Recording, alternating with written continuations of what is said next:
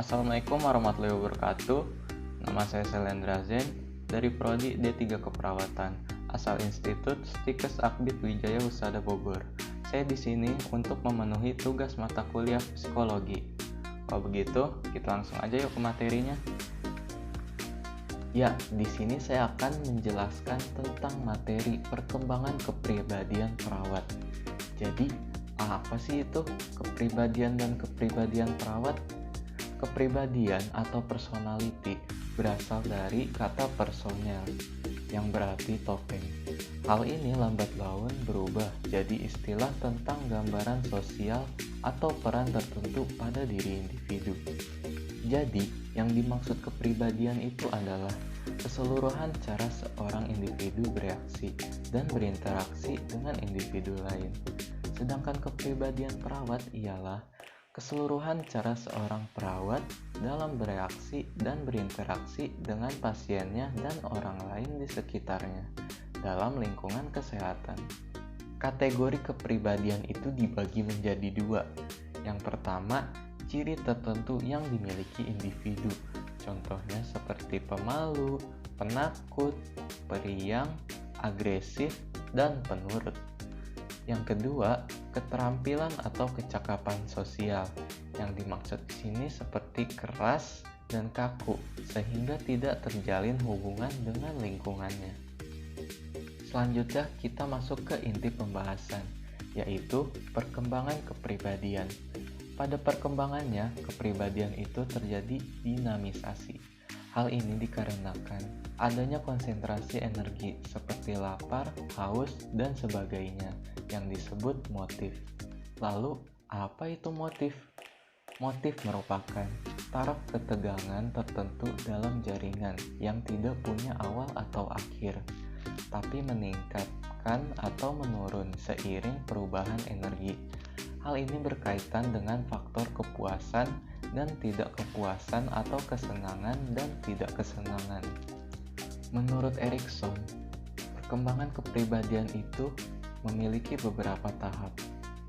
Yang pertama, masa bayi atau infansi. Hal ini ditandai adanya kecenderungan trust and mistrust. Di masa ini, sepenuhnya dia mempercayai orang tuanya, tetapi orang yang dianggap asing tidak akan dipercayainya. Dengan contoh, seperti ia menangis ketika bertemu orang asing. Masa kanak-kanak. Hal ini ditandai adanya kecenderungan autonomi, shame, and doubt. Di masa ini, anak-anak akan menjadi nakal karena rasa ingin tahunya yang sangat tinggi akan hal-hal baru. Masa prasekolah. Hal ini ditandai adanya kecenderungan inisiatif and guilty. Tahap ini juga bisa disebut tahap eksplorasi. Pada tahap ini, mereka akan suka mengeksplor hal-hal baru yang berada di sekitar mereka.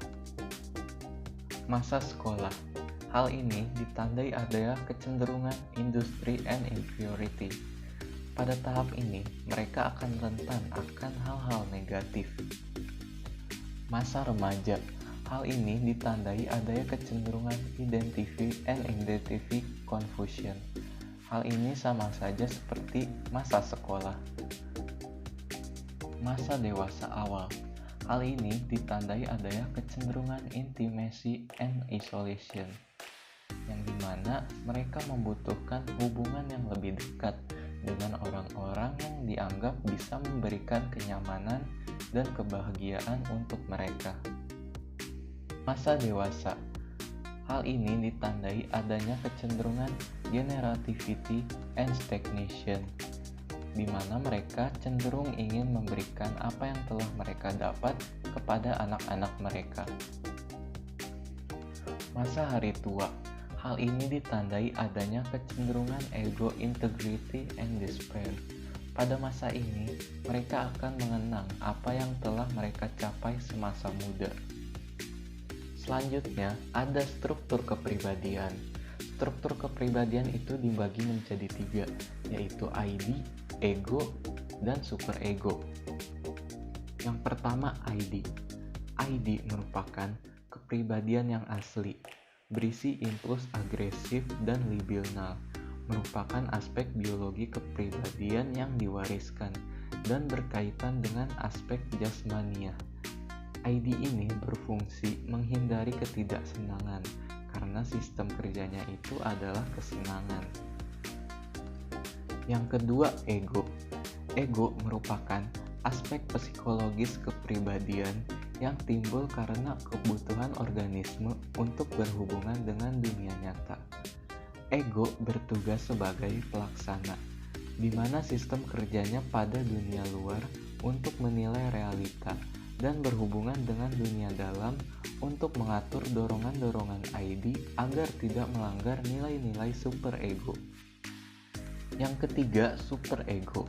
Superego adalah bagian moral dari kepribadian manusia karena ia merupakan filter dari sensor baik buruk, salah benar, boleh tidak, sesuatu yang dilakukan oleh dorongan ego. Superego berfungsi memberikan pemahaman benar versus salah, pantas versus tidak pantas, sehingga sesuai dengan moral masyarakat. Berikutnya pembahasan yang terakhir, yaitu ciri-ciri kepribadian perawat. Yang pertama, ada keadaan fisik dan kesehatan. Pekerjaan perawat penuh dinamika, sehingga kondisi badan harus baik, sehat, dan mempunyai energi yang banyak. Bila perawat kurang stamina, kurang ketahanan fisik, maka akan mudah patah semangat apabila mengalami tekanan fisik, mental, ataupun ketegangan emosi. Yang kedua, berpenampilan menarik. Hal ini mengambil peranan dalam mengubah suasana hati pasien yang sedang sedih. Tetapi harus diingati, penampilan menarik bukan berarti harus bermake up atau dandan berlebihan. Yang diharapkan, perawat dengan berpenampilan bersih, segar dalam melaksanakan tugasnya, disertai sikap serta suara yang lembut dan menyenangkan. Yang ketiga, kejujuran. Sifat ini penting dimiliki karena setiap orang termasuk pasien dan keluarganya ingin kepastian akan sikap jujur orang lain terhadapnya. Harus ditanamkan bahwa sikap perawat didasarkan pada pengabdian yang murni untuk kesejahteraan manusia, bukan untuk mendapatkan pahala atau hadiah dengan sikap berpura-pura. Yang keempat, keriangan. Seorang perawat sebaiknya dapat menghadapi situasi yang penuh kesulitan dan kekecewaan dan tidak terlihat oleh orang lain. Seorang perawat sedapat mungkin tetap tersenyum, memberi salam dengan ramah, serta memiliki sikap umum yang optimis dan percaya diri. Yang kelima, berjiwa suportif. Dalam arti mau mengakui kekurangan diri sendiri, jujur dan tetap berusaha memperbaiki kekurangan dan dapat mengikuti teknik keperawatan yang ternyata lebih efektif. Yang keenam, rendah hati. Seorang perawat harus menyadari kekuatan dan batas-batas kemampuannya dan yakin keberhasilannya dalam batas kemampuan tersebut.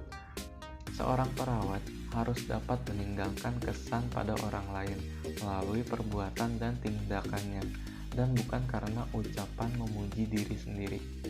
Yang ketujuh, murah hati, yang diwujudkan dalam bentuk pemberian pertolongan dan bantuan nyata. Tapi harus diingat, jangan sampai pasien memanfaatkan perawat dengan minta bantuan atau pertolongan yang berlebihan, atau menjadi ketergantungan kepada perawat.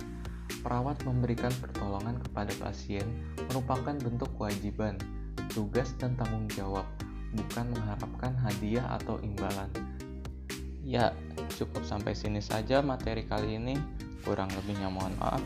Wassalamualaikum warahmatullahi wabarakatuh. See you next time. Bye bye.